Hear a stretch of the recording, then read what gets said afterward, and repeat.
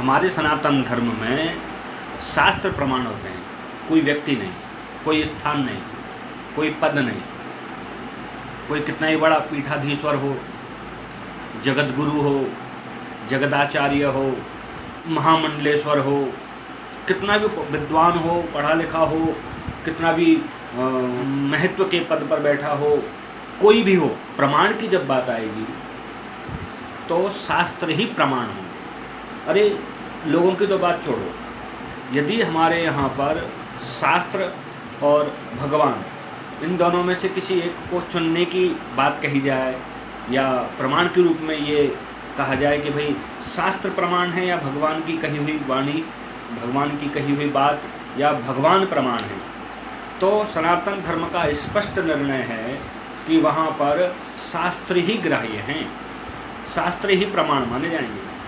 भगवान की कही हुई बात या किसी भी महापुरुष की, तेजस्वी की, तपस्वी की कही हुई बात यदि शास्त्रों के अनुकूल नहीं है, शास्त्रों के विरुद्ध है, शास्त्र से उनका मेल नहीं खाता, तो किसी भी व्यक्ति की, भगवान की भी बात को स्वीकार नहीं किया जाएगा।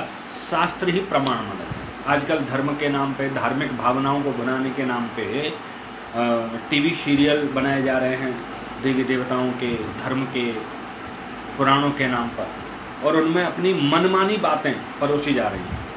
लोग उनको धर्म की भावना से देख लेते हैं कि भाई चलो कुछ नहीं है तो औरों से तो ठीक ही है, लेकिन टीवी सीरियलों में जो दिखाया जा रहा है, जो बताया जा रहा है, वो यदि शास्त्रों के अनुसार नहीं है तो वो प्रमाण नहीं कहा जाता। हमने टीवी में देखा था, सीरियल में देखा था, या किसी कथावाचक ने कहा था, या किसी प्रवचन करने वाले ने बोला था। नहीं, यदि वो बात शास्त्र के प्रमाण पर खरी नहीं उतर रही है, उसका कोई शास्त्रीय प्रमाण नहीं है, तो वो सनातन धर्म में ग्राह्य नहीं होगी।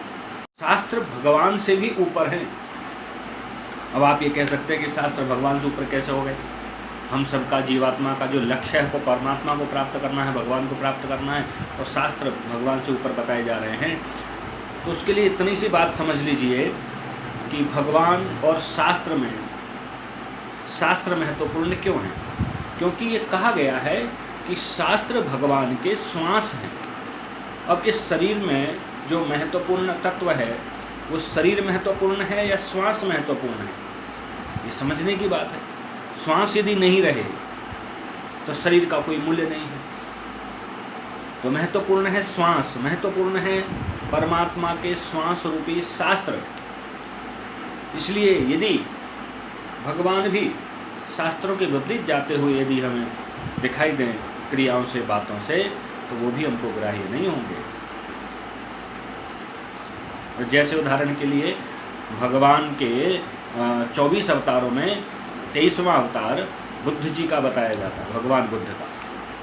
लेकिन भगवान बुद्ध की पूजा, प्रतिमा, ये सब सनातन हिंदू धर्म के अनुयायियों के द्वारा ग्राह्य नहीं होता, क्योंकि भगवान ने बुद्धावतार में वेद शास्त्रों का विरोध किया, खंडन किया। अब उसके पीछे क्या कारण थे वो अलग बात है, लेकिन प्रकट रूप में उन्होंने वेदों का, शास्त्रों का विरोध कर दिया, खंडन कर दिया। इसलिए भगवान तो हम मानते हैं उनको कि वो 24 अवतारों में 23वें अवतार थे और भगवान हैं, लेकिन हम उनको शास्त्रों से ऊपर स्थान नहीं देते।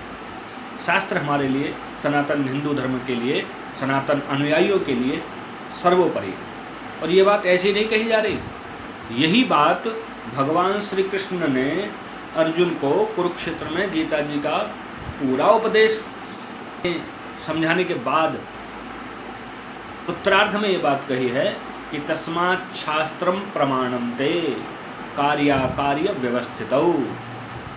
क्या करना है, क्या नहीं करना है, क्या सही है, क्या गलत है, इसमें कोई व्यक्ति, पद, स्थान आदि महत्वपूर्ण नहीं है, प्रमाण नहीं है। फिर प्रमाण कौन है? बोले तस्मात् शास्त्रम प्रमाणम ते, इसमें केवल शास्त्र ही प्रमाण है।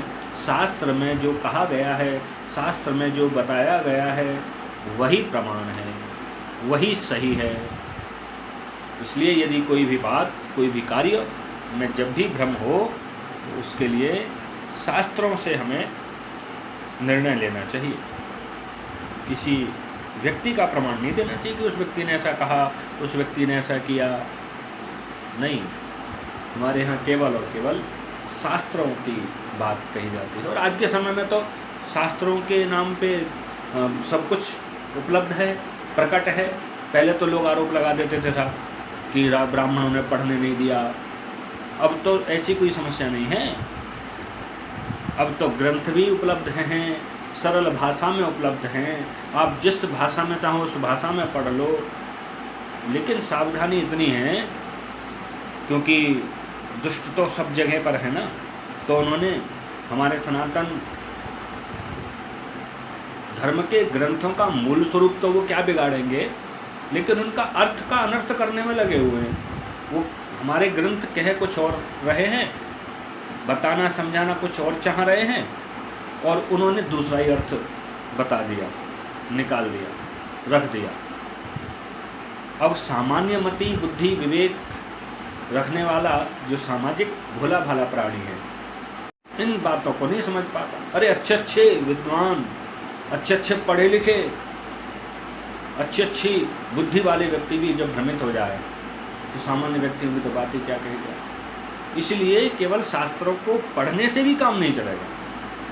शास्त्रों का जो मर्मज्ञ है, शास्त्रों के जो जानने वाले हैं, जो शास्त्रज्ञ हैं, उनसे भी हमारा संवाद, सत्संग बना रहना चाहिए।